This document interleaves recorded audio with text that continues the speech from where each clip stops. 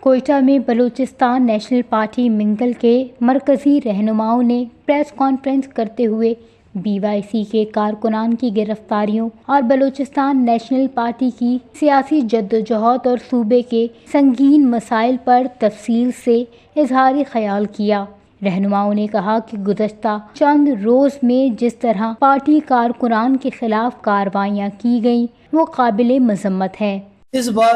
ہمارا صرف اس پاداش Balochistan national party کو سیاسی انتقامی کارروائی کا نشانہ بنایا جا رہا ہے کہ ہم نے بلوچ خواتین کے لیے ماورائے قانون گرفتاریوں کے خلاف بلوچستان نیشنل پارٹی کے قائد نے صدر اختر جان مینگل نے ڈاکٹر مارنگ بلوچ اور دیگر جتنے بھی خواتین اور نوجوان تھے ان کے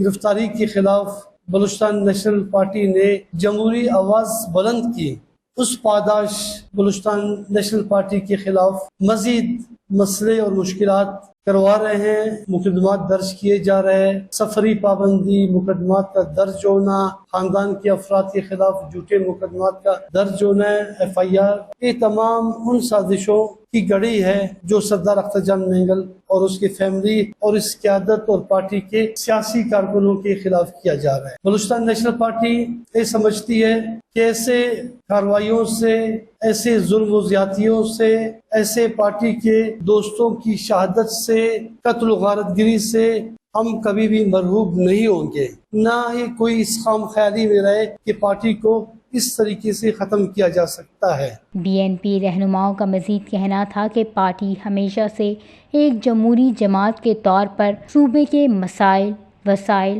اور عوام کے حقوق کے لیے جدوجہد کرتی آئی ہے۔ BNP روز اول سے بلوچستان کے عوام کے حقوق، صوبے کے وسائل اور محروم طبقات کی نمائندگی کرتی آئی ہے۔ رہنماؤں کا یہ بھی کہنا تھا کہ بلوچستان کی عوام کو مزید دیوار سے نہ لگایا جائے۔